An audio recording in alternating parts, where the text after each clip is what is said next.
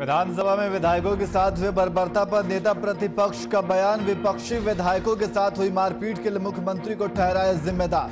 CM Nitish के इशारे पर पुलिस ने चलाई लाठियां। पश्चिम बंगाल में विधानसभा चुनाव के पहले चरण का चुनाव संपन्न। पहले चरण में बड़े पैमाने पर पड़े वोट, जगह जगह देखने को मिले हिंसा। पटना में युवा इंजीनियर ने बनाया लाइफ ऐप से जोड़ी जाएंगे बिहार की सैकड़ों एम्बुलेंस। जरूरतमंद लोगों तक पहुंचेगी निःशुल्क एम्बुलेंस।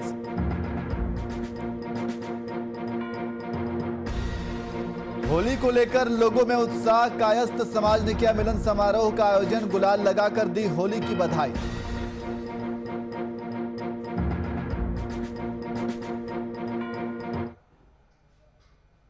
नमस्कार, मैं नियाज खान और आप देख रहे हैं वीआईपी न्यूज। अब सीधे रुख करते हैं खबरों की ओर। विधानसभा में विधायकों के साथ मारपीट का मामला तूल पकड़ने लगा है।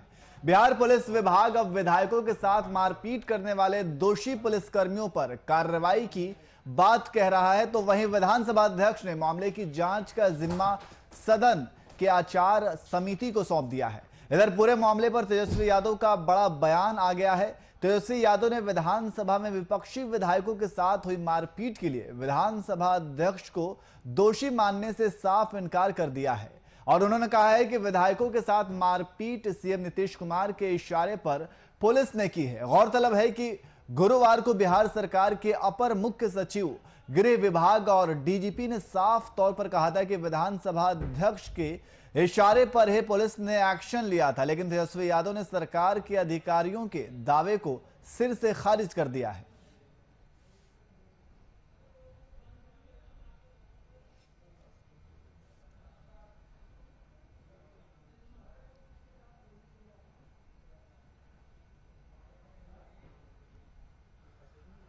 वहीं पश्चिम बंगाल में विधानसभा चुनाव के पहले चरण में 30 विधानसभा सीटों पर बम्पर वोट पड़े। पहले चरण में 73 लाख से ज्यादा वोटर्स को 191 उम्मीदवारों के भाग्य का फैसला करना था। चुनाव आयोग के आंकड़ों के मुताबिक पहले चरण में शाम 6 बजे तक 79.79% वोटरों ने पोलिंग बूथ पर जाकर वोट डाले।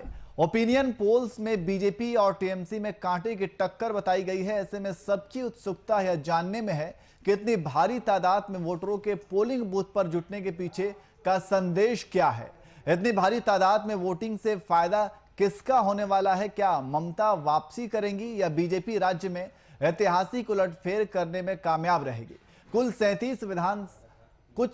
37 विधानसभा सीटों पर हुए मतदान में झारखंड के लिहाज से सबसे महत्वपूर्ण सीट बाघमुंडी विधानसभा क्षेत्र है, जहां से आजसू ने भाजपा के सहयोग से अपना उम्मीदवार चुनाव मैदान में उतारा है। टीएमसी के खिलाफ उतारे गए उम्मीदवार को जीत मिल पाती है कि नहीं, ये 2 मई को तय होगा, लेकिन आजसू ने भाजपा के साथ अपने रिश्तों को मजबूत जरूर कर लिया है।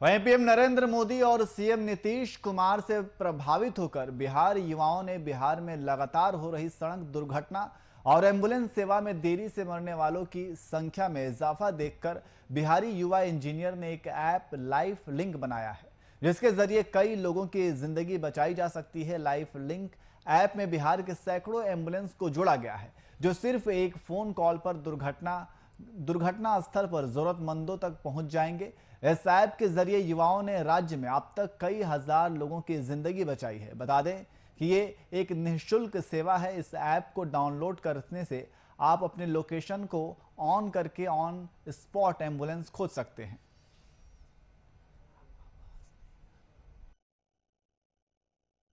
इस ऐप में एक और सुविधा जो हमने जोड़ी है वह है ब्लड डोनेशन का।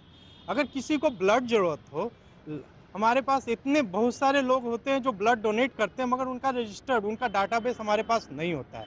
तो इस ऐप में हमने शुरुआत करना चाहा है कि लोग जो ब्लड डोनेट करना चाहते हैं और जो लेना चाहते हैं, दोनों लोग अपने इसमें रजिस्टर करवाएं, ताकि जो ब्लड लेना चाहते हैं उनको भी आसानी से ब्लड मिल जाए और जो ब्लड डोनेट करने के इच्छुक रखते हैं वो भी इस डाटाबेस में जुड़कर समाज की सेवा कर सके।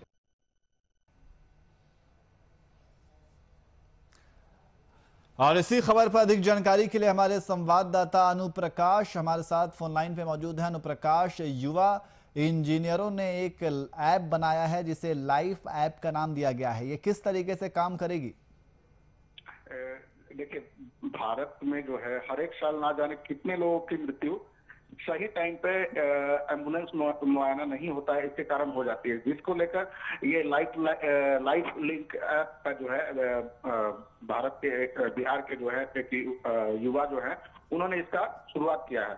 इसको लेकर इसमें जो है आपको कि अभी 200 से ज्यादा इस ऐप में जो है एम्बुलेंस को जोड़ा जा चुका है और साथ ही कि किसी भी समय जो है इस कहीं अगर दुर्घटना घटती है तो वहां से इस ऐप के जरिए आप गूगल प्ले स्टोर में जाकर इसको डाउनलोड कर लोकेशन डालेंगे, जैसे ही वहां पे लोग ये एम्बुलेंस उन्हें वहां पे तुरंत मिल जाएगा, जिसके लेकर जो है इसको लेकर काफी लोग भी जो है इसमें जुड़ चुके हैं।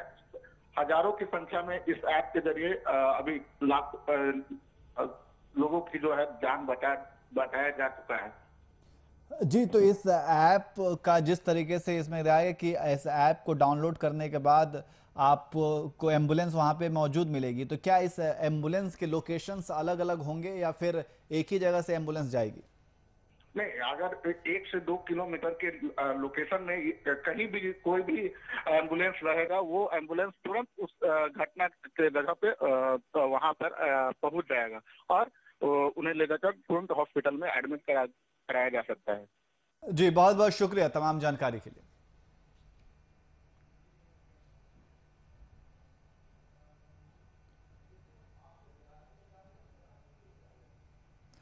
वहीं बिहार में कहने को तो शराबबंदी है, लेकिन शराबबंदी की सरेआम जमकर धज्जियां उड़ रही हैं। लोग नीतीश सरकार के शराबबंदी कानून का मजाक उड़ा रहे हैं। ताजा मामला समस्तीपुर नगर थाने का है, जहां नशे की हालत में सड़क किनारे एक शख्स पड़ा हुआ है और आते जाते लोग उसे देखकर उस युवक का मजाक उड़ा रहे हैं और साथ ही साथ उस पर गुस्सा भी निकाल रहे हैं, जहां साफ साफ नीतीश सरकार की शराबबंदी कानून की धज्जियां उड़ती हुई नजर आ रही है।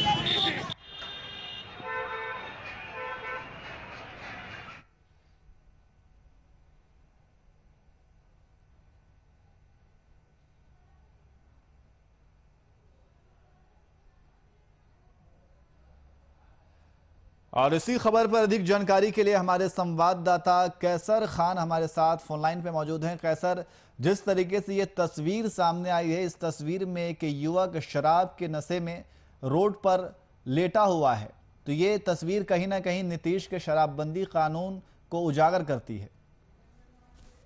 जी बिल्कुल, देखा जाए तो बिहार के अंदर जिस तरह से नीतीश कुमार ने शराबबंदी कानून लाया है और कानून इतना सख्त बनाया गया कि जो भी लोग अगर शराब पीते इधर उधर बकते हैं या पकड़े जाते हैं तो उन पे जो है कानूनी कार्रवाई की जाएगी, उन्हें जेल भी जाना पड़ेगा। मामला यही देखा जाए कि समस्तीपुर शहर के अंदर जो थाने से कुछ दूरी पे जो है कि एक युवक जो है कि शराब पी के शराब के नशे में सड़क किनारे गिरा हुआ है और खुलेआम जो है शराबबंदी की जो है धज्जियां उड़ा रहा है। लोग आते जाते हंस रहे हैं, देख रहे हैं और कह रहे हैं कि ये है नीतीश कुमार का शराबबंदी कानून।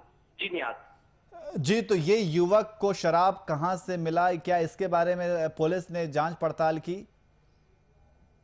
जी, जैसा कि आप जान रहे हैं कि बिहार के अंदर शराब माफिया इतने हावी हो चुके हैं कि रोजाना हजारों लीटर शराब पकड़ी जाती है, कई गाड़ियां जो है शराब की आपको पकड़ी जाती है, उसके बावजूद भी शराब आना जाने का कहीं भी सिलसिला कम नहीं होता। बिहार के अंदर कहीं ना कहीं प्रशासन की लापरवाही देखी जा रही है। प्रशासन की कमी के कारण जो है शराब माफिया आसानी से शराब अन्य राज्यों से लाते हैं और बिहार के अंदर जो है सप्लाई करते हैं और कई बार तो वो पकड़े भी जाते हैं, उन्हें जेल भी जाना पड़ता है। मगर जहां तक ये बात आई है, अभी कहां से आई, कहां से युवक ने लाया और क्या कहां से लाके पिया, पुलिस इस मामले की जांच कर रही है। जी नियाज जी कैसर, लेकिन ये जो युवक शराब के नशे में है, क्या पुलिस ने इससे पूछताछ की कि इसे शराब कहां से मिला, और जिसके बारे में भी इस युवक ने बताया होगा तो क्या उसके खिलाफ कार्रवाई की गई है? जी, जैसा कि आप जान रहे हैं कि होली का त्योहार है और होली से पहले अनेक प्रतिष्ठानों में लोग काम करते हैं, ऑफिसों में काम करते हैं और एक जगह होली मिलन समारोह जैसा मामला चलता है और लोग एक दूसरे को बधाई भी देते हैं। इसी क्रम में कहा जा रहा है कि इसी क्रम में कहीं ना कहीं युवक जो है किसी प्रतिष्ठान हो या ऑफिस के अंदर वो जो है कि होली मिलन किया है और उसी के दौरान जो है उसमें कहीं ना कहीं शराब ली है और इसी के कारण जो है वो शराब के इतना ज्यादा नशा हो गया कि वो चलने को मजबूर हो गया और सड़कों पे गिर गया। सबसे बड़ी बात ये रही कि जिस तरह से युवक अगर सड़क पे गिरा हुआ है, एक बड़ी अनहोनी होने से बच गई, कहीं कोई गाड़ी उसके ऊपर चढ़ जाती तो उसकी जान भी जा सकती थी। जी नियाज जी, बहुत बहुत शुक्रिया तमाम जानकारी के लिए।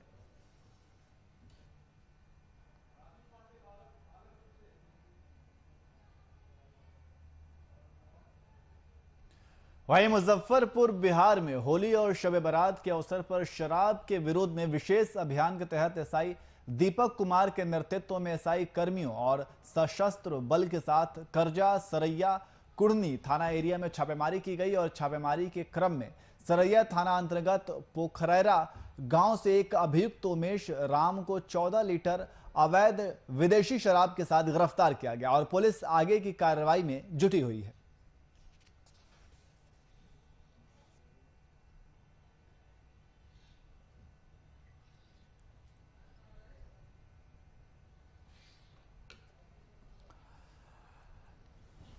तो आपको बता दें कि शराब के विरोध में विशेष अभियान चलाया गया और इस अभियान के तहत भारी मात्रा में शराब बरामद की गई है। एसआई कर्मियों सहित सशस्त्र बल के साथ ये छापेमारी की गई और आप तस्वीरों में देख सकते हैं कि किस तरीके से भारी मात्रा में शराब की बरामदगी हुई है। तो अवैध विदेशी शराब को बरामद किया गया है और पुलिस इस पूरे मामले की जांच पड़ताल भी कर रही है। तो आपको बता दें कि मुजफ्फरपुर में होली और शब बारात के अवसर पर शराब के विरोध में विशेष अभियान के तहत एसआई दीपक कुमार के नेतृत्व में एसआई कर्मियों और सशस्त्र बल के साथ कई जगहों पे छापेमारी की गई और इस छापेमारी में भारी मात्रा में शराब बरामद किए गए हैं। तो आप तस्वीरों में देख सकते हैं कि किस तरीके से शराब की बरामदगी की गई है।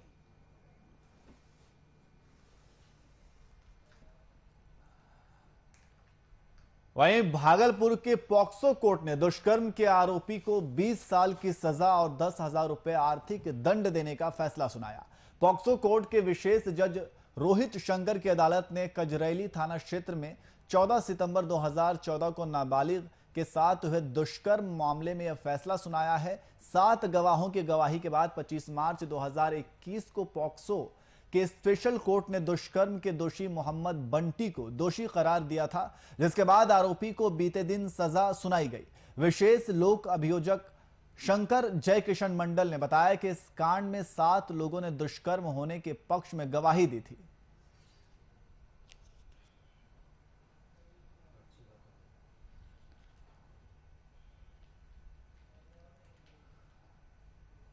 वहीं बिहार में मानवता को शर्मसार करने वाली एक तस्वीर एक बार फिर से सामने आई है, जहां एक कलयुगी मां ने अपने 8 साल की बेटी की धारदार हथियार से हत्या कर दी।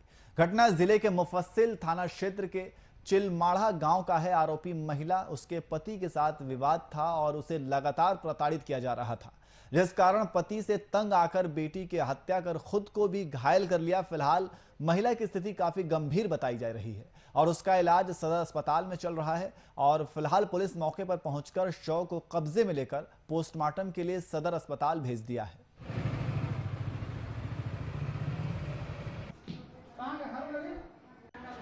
थाना में सूचना मिला कि क्या ये माँ बेटी जो है घर के अंदर में ही काट कुट लिया है। उसके बाद आया गया है यहाँ। बेटी क्या जिंदा है कि मर गई? बेटी मर गई है। ये मतलब अपने से मारी है? बतला ही रही है तो आपको तो स्वयं लेवे किए हैं तो वो अथी में रख देगा, फ्रीजर में रख देगा।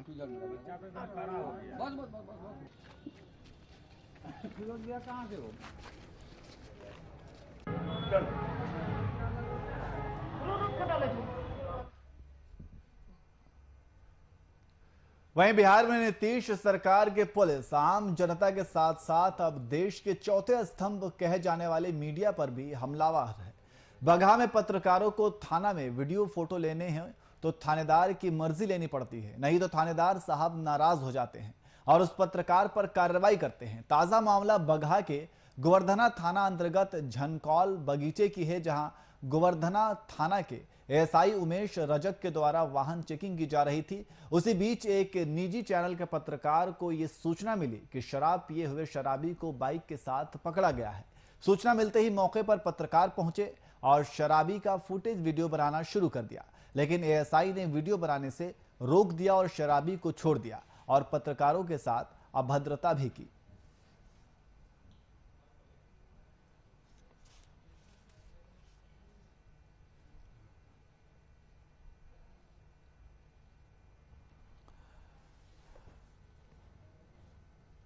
तो आप तस्वीरों में देख सकते हैं कि किस तरीके से पत्रकारों के साथ अभद्रतापूर्ण व्यवहार किया जा रहा है। तो पुलिस प्रशासन का ये उदासीन रवैया सामने आया है। तो आपको बता दें कि पत्रकारों को फोटो लेने से पहले थानेदार साहब से इजाज़त लेनी होती है और जब थानेदार साहब की इजाज़त होती है तभी जाकर के आप फोटो ले सकते हैं। तो ये तस्वीर साफ तौर पे ये जाहिर कर रही है कि किस तरीके से पत्रकारों के साथ अभद्रतापूर्ण व्यवहार किया जा रहा है।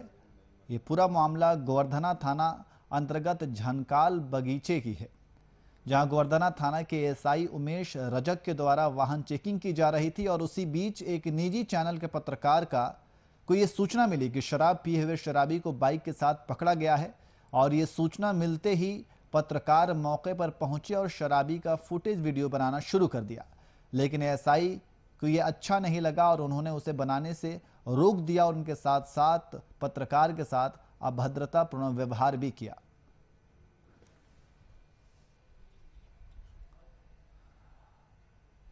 वहीं मधुबनी जिले के लौकहा पुलिस ने होली के त्यौहार को लेकर विशेष अभियान के तहत 23 किलो गांजा के साथ 2 तस्कर को गिरफ्तार कर लिया है। मिली जानकारी के अनुसार गुप्त सूचना के आधार पर सीमावर्ती क्षेत्र के लौकहा बॉर्डर पर नाका लगा दिया, जहां तस्करों को सीमा पर पुलिस की चौकसी की जानकारी मिलते ही अपना रूट बदल दिया। थानाध्यक्ष धनंजय कुमार के अनुसार तस्करों द्वारा रूट बदले जाने पर बरिया नहरी रूट से तस्करी की जाने की सूचना मिलते ही नहरी चौक पर चौकीदार को फोन से जानकारी दी और रास्ते की घेराबंदी कर दी, जहां थाना क्षेत्र के नहरी चौक पर दोनों तस्करों को पकड़ लिया गया। फिलहाल तस्कर को थाना ले जाकर पूछताछ की जा रही है और तस्करों पर NDPS के तहत मामला दर्ज कर जेल भेज दिया गया है।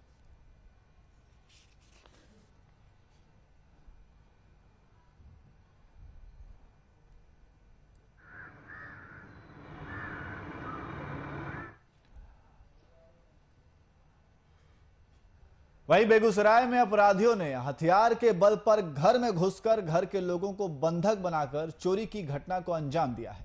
बताते चले कि घटना नगर थाना क्षेत्र के हर्राख गांव की है। बताया जा रहा है कि देर रात अज्ञात चोर ने हर्रख वार्ड 12 निवासी भारती सिंह के घर में घुसकर अलमारी से 80,000 नगद और करीब 55 ग्राम सोने के जेवरात की चोरी की। कमरे में सो रहे बच्चों के जगने पर चोरों ने पिस्तौल से भय दिखाकर उन्हें बंधक बना लिया और दीवार फांद कर फरार हो गए। घटना की जानकारी मिलते ही नगर थाना पुलिस ने मौके पर जांच पड़ताल में जुट गई है और साथ ही पुलिस ने आसपास के सीसीटीवी फुटेज खंगालने का भी प्रयास कर रही है।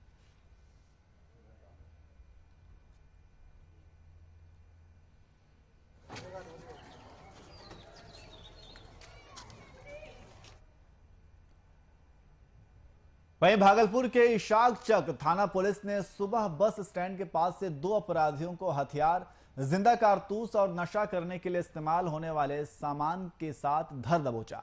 वहीं प्रशिक्षु डीएसपी सह इशाक चक थाना प्रभारी विपिन बिहारी ने बताया कि शांतिपूर्ण होली और शबे बारात संपन्न कराए जाने को लेकर लगातार इशाक चक थाना पुलिस की तरफ से गश्ती किया जा रहा है।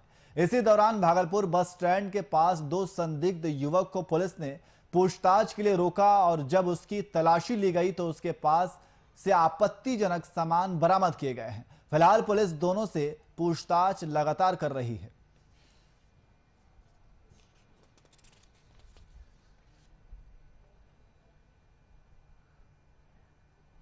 थोड़ी दीजिएगा।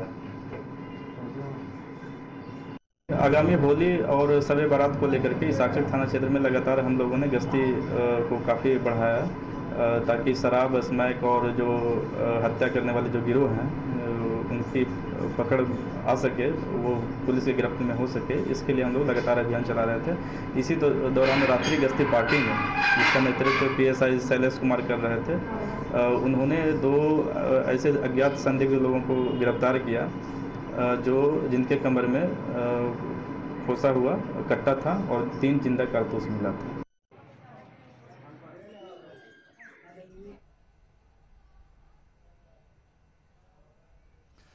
वहीं बिहार के बेगूसराय में शौच से लौट रहे एक दिहाड़ी मजदूर की बिजली की चपेट में आने से मौत हो गई। बताते चले कि घटना जिले के सामहो थाना क्षेत्र के बिजुलिया गांव की है। मृत व्यक्ति की पहचान जिला वैशाली के थाना सहदेई अंतर्गत इब्राहिम वजीदपुर निवासी 35 वर्षीय रमेश शर्मा के रूप में हुई है। मृतक परिजन ने बताया कि मृतक 10 दिन पहले ही गांव के नल जल योजना के देखरेख के काम में आया था।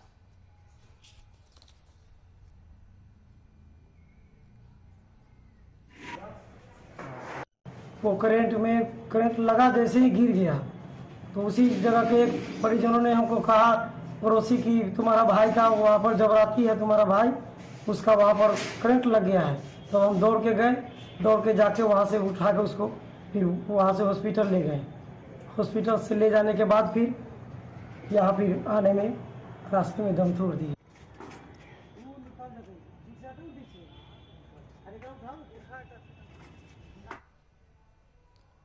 वहीं अगली खबर सहरसा से है, जहां स्कॉर्पियो वैन गांव के पास अनियंत्रित होकर पलट गई, जिसमें सवार 5 लोगों में एक बच्ची की मौत हो गई और 4 लोग गंभीर रूप से जख्मी हो गए। घायलों को सदर अस्पताल में भर्ती कराया गया है। गंभीर स्थिति देखकर चिकित्सक ने घायलों को सहरसा सदर अस्पताल रेफर कर दिया है। फिलहाल सभी का इलाज सदर अस्पताल में चल रहा है। तो स्पॉट पे ब्लड गया था, ठीक है। उसमें बहुत लोग आए थे इंजर्ड है, उसमें से एक बच्चा था करीब 10-12 साल की लड़की थी। वो ग्राउंड पे था, मतलब मृत्यु हो गई थी, तो पहले ही हो गई थी, हॉस्पिटल आने से पहले ही हो गई थी। और घायल कितने लोग हैं डॉक्टर साहब? 5 लोग। एक मृत्यु होगी बच्चा का। इतना काफ़ी है।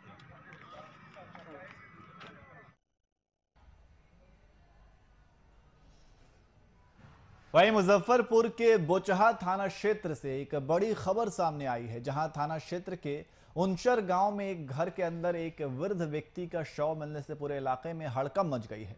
बताया जा रहा है कि मृतक व्यक्ति घर में अकेला था और मृतक का हाथ बंधा हुआ था, साथ ही मुंह पर कपड़ा रखा हुआ था। वहीं मृतक की पहचान उनचर गांव के सच्चिदानंद सिंह के रूप में हुई है। जानकारी के अनुसार मृतक भाजपा के वरिष्ठ नेता थे और बताया जा रहा है कि घर में अकेले रहने का फायदा उठाकर अपराधियों ने इस घटना को अंजाम दिया है। घटना की सूचना मिलते ही बोचहा थानाध्यक्ष राजेश कुमार दल बल के साथ मौके पर पहुंची और आगे की छानबीन में जुट गई हैं।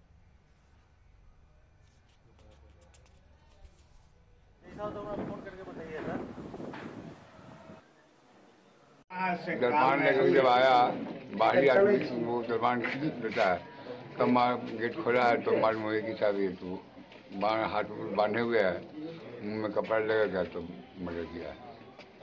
मैंने अंदर में घर में सोते थे, तो हाथ भी बांधा हुआ है उनका? हाँ, हाथ बना हुआ है, हाथ बना हुआ है, कपड़ा में रख के। जी बिल्कुल, बोचहा थाना अंतर्गत एक वयोवृद्ध व्यक्ति हैं जिनकी हत्या का मामला संज्ञान में आया है। हम लोग जो भी परिस्थिति, मतलब जो वहाँ पे पीयू है, पीयू को हम लोगों ने टच किया है, उसको इन्वेस्टिगेट करने का प्रयास हम लोग कर रहे हैं और जो भी इसमें दोषी हैं और निश्चित रूप से उन तक हम लोग पहुँचेंगे। भाजपा नेता बताया जी बिल्कुल स्थानीय भाजपा नेता के वही रंगों के त्योहार होली को लेकर पूरे देश के साथ साथ विदेश के लोगों में भी काफी उत्साह है। वहीं समाज का सबसे प्रबुद्ध समाज कायस्थ समाज की ओर से भी कोरोना गाइडलाइन के तहत मीठापुर में होली मिलन समारोह का आयोजन किया गया, जिसमें कायस्थ समाज से तमाम बुद्धिजीवी समाज सेवी ने एक दूसरे को रंग गुलाल लगाकर होली की बधाई दी। वहीं पुराने गिले शिकवे को दूर करने की कोशिश करते हुए बात कही।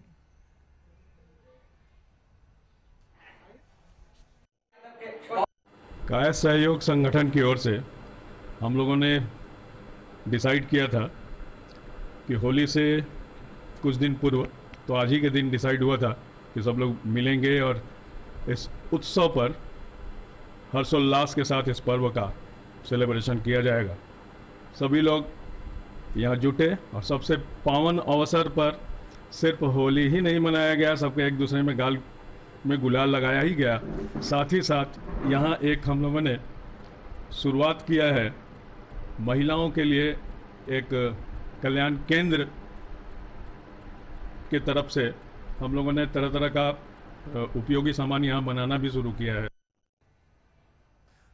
वहीं सरकार के निर्देश के अनुसार शारीरिक दूरी के नियम का पालन करते हुए अब लोग अपनों के संग होली नहीं खेल पाएंगे, लेकिन अपने परिजनों के तस्वीर और वीडियो पर रंग अबीर का इफेक्ट्स डालकर होली जरूर खेल सकते हैं, जिसमें ना तो कोई कोरोना का डर है और ना ही किसी भी नियमों का उल्लंघन है। हालांकि होली के रंग अबीर गुलाल पिचकारी की दुकान सज चुकी है, लेकिन ग्राहक भीड़ भाड़ वाले क्षेत्र में जाने से हिचक रहे हैं।